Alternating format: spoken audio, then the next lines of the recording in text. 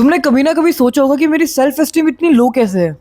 Instagram पे, YouTube पे तुम्हें बहुत ज्ञान देने वाले लोग मिलेंगे कि तुमको अगर सेल्फ एस्टीम हाई करनी है, कॉन्फिडेंस बढ़ाओ, अपना ये काम करो, वो काम करो, तुम्हारी सेल्फ एस्टीम ऑटोमेटिकली हाई हो जाएगी। Fake it till you make it. लेकिन कभी सोचा कि तुम्हारी सेल्फ एस्टीम लो क्यों है? वहीं पे तुम्हारे दोस्त की सेल्फ एस्टीम इतनी हाई क्यों है? उसका कॉन्फिडेंस इतना हाई कैसे है कि भाई अगर मैं स्टेज पे गया, लोग मुझे सुनेंगे। लेकिन अगर तुम्हारा माइंडसेट आता है कि मैं स्टेज पे गया तो कोई मुझे नहीं सुनेगा। सेल्फ एस्टीम का मेन रीज़न होता है, बुक में लिखा गया है, कि तुम्हारी अपब्रिंगिंग कैसी हुई है, तुम्हारा होम के अंदर एनवायरनमेंट कैसा था। जो तुम्हारे बचपन में फीड किया गया है सबकॉन्शियस माइंड में, वो तुम्हारे साथ होने लग जाएगा। As simple as that.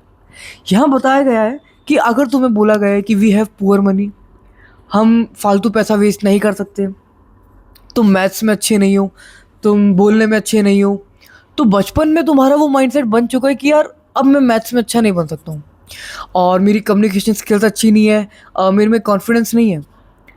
तो समवेयर हमारे इंडियन सोसाइटी में ये माइंडसेट बिल्ड किया गया है। अगर तुम स्कूल में कम मार्क्स लेके आओगे, तुम्हें टीचर बोलेगी कि आपका बच्चा अच्छा नहीं है, ये कुछ नहीं कर सकता लाइफ में, ये अपनी लाइफ वेस्ट करेगा। वहीं पे दूसरा बच्चा जो अच्छे मार्क्स लेके आएगा उसको सिर्फ पुश किया जाएगा, और जो खराब लेके आएगा उसको हमेशा डाउनग्रेड ही किया जाएगा। वहीं से तुम्हारी सेल्फ एस्टीम बनना स्टार्ट होती है। इसलिए बोलते हैं कि स्टार्टिंग के 5 ईयर्स जो होते हैं किसी भी बेबी के, उसको हमेशा पॉजिटिव बोलो, यू कैन डू इट, तुम डिसिप्लिन बन सकते हो। नेगेटिव वर्ड्स उसको मत बोलो, क्योंकि वो उस चीज़ को एक्सेप्ट करेगा, और लाइफ में जब बड़ा होगा उसको वो चीज़ रियलाइज़ होगी कि यार ये चीज़ मेरे में क्यों नहीं है, मैं उस लेवल का कॉन्फिडेंट क्यों नहीं हूँ, क्यों मेरे दोस्त लोग मेरे से आगे हैं। हर चीज़ पैसा नहीं होता, समवेयर आपकी सेल्फ एस्टीम भी होती है। अगर तुम्हारी सेल्फ एस्टीम लो है, तुम पब्लिक स्पीकिंग में कभी बोल नहीं सकते। तुम्हें एक डर रहेगा कि यार लोग क्या सोचेंगे मेरे बारे में। वहीं पे कुछ लोग सोचेंगे कि लोग अच्छा ही सोचेंगे मेरे बारे में, या फिर मैं नहीं सोचता लोगों के बारे में कि वो क्या मेरे बारे में सोचेंगे। इंस्टाग्राम, यूट्यूब पे कुछ लोग तुम्हें मिलेंगे जो आएंगे, बोलेंगे, मोटिवेट करेंगे, तुम ये कर लो, वो कर लो। इट डजेंट मैटर गाइस, अगर हम हमारी उस प्रॉब्लम को समझेंगे ही नहीं कि ये आई कहाँ से है। तो इसका सॉल्यूशंस क्या है? इसका सॉल्यूशन यही है कि मैं अच्छी बातें बोलने लग जाऊँ। ऐसे थोड़ी मैं कुछ मेरी सेल्फ एस्टीम हाई हो जाएगी। गाइस, सेल्फ एस्टीम हाई करने के लिए सबसे बेस्ट तरीका होता है, मैं तो ये बोल भी नहीं रहा तुम्हें कि तुम अच्छा बोलो अपने बारे में, हार्ड वर्किंग। कोई भी चीज़ है, कम्युनिकेशन स्किल्स बेस्ट करनी है, कहीं भी फोड़ना है, अपनी स्किल्स में ग्रो कर जाओ यार। If you talk about my self, मैं कोई बहुत अच्छा स्टूडेंट नहीं था, एवरेज स्टूडेंट था। मेरा हमेशा से सेल्फ एस्टीम बहुत लो रहा कि मैं नहीं कर सकता यार। देन मेरी जॉब लगी, आई वाज शॉक कि यार मैंने प्रोडक्ट बेस में जियो फोड़ दी। फिर मुझे लगा कि यार ठीक है, हो गया। उसके बाद मुझे लगा कि यार मैं कभी इस लेवल पे नहीं पहुंच सकता, इस बेसिक सैलरी पे मैं नहीं पहुंच सकता, क्योंकि समवेयर मेरा सेल्फ एस्टीम लो था। But with the help of my parents, जिन्होंने कहीं ना कहीं मुझे हमेशा सपोर्ट किया, लेकिन मेरी स्कूलिंग में मेरे को वो सपोर्ट नहीं मिला। मुझे हमेशा बोला गया, क्योंकि एक मेरा फ्रेंड था, उससे कंपैरिजन होता था कि ये तेरे से ज़्यादा स्मार्ट है, इंटेलिजेंट है, ऑल दोज थिंग्स। बट एक चीज़ मुझे रियलाइज़ हुई जब मैं जियो में गया, कि अगर मैं मेहनत करूँगा ना तो मैं फोड़ दूंगा। मुझे जियो में भी उस लेवल का इंकरेजमेंट नहीं मिला मेरे सीनियर्स के थ्रू। दे सेड कि he is not doing that great.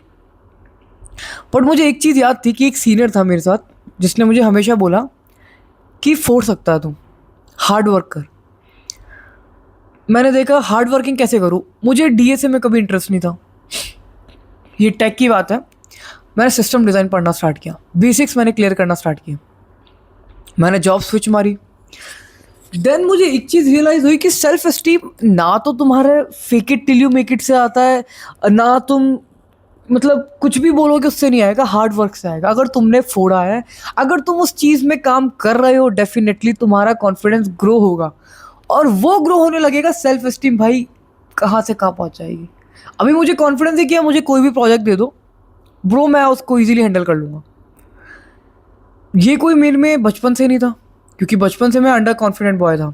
मैं पब्लिक स्पीकिंग कभी नहीं कर सकता था। मैं सिंगिंग करता था, मेरे को बहुत डर लगता था यार कि क्या होगा, मेरे को लोग क्या सोचेंगे। यहाँ पे मेरे फादर का बहुत सपोर्ट रहा। उन्होंने मुझे हमेशा बोला कि ट्राई कर। उन्होंने मुझे कभी पढ़ाई के लिए लेके ये नहीं बोला कि तेरे मार्क्स कम क्यों आए, कभी नहीं। उन्होंने बोला ट्राई कर, सिंगिंग है, कर, पब्लिक में स्टार्ट कर। फिर मैंने धीरे धीरे कैफ़ेज़ में गाना स्टार्ट किया। मेरा एक कॉन्फिडेंस आया कि यार लोग को मज़ा आ रहा है मेरे साथ, तो मेरा कॉन्फिडेंस बढ़ा। ना कि मैं घर में बैठे बैठे fake it till you make it कर रहा हूँ, भाई मेरे को सब लोग सुन रहे हैं। नहीं भाई, 10 में से 8 लोग सुनेंगे और 2 लोग नहीं सुनेंगे, क्योंकि वो उनका नेचर है यार। तो अगर सेल्फ एस्टीम ग्रो करनी है ना, इस बुक में सिंपल से कुछ पॉइंट्स यही है कि हार्ड वर्किंग स्टार्ट करो। बचपन जो गया है वो अब हम चेंज नहीं कर सकते।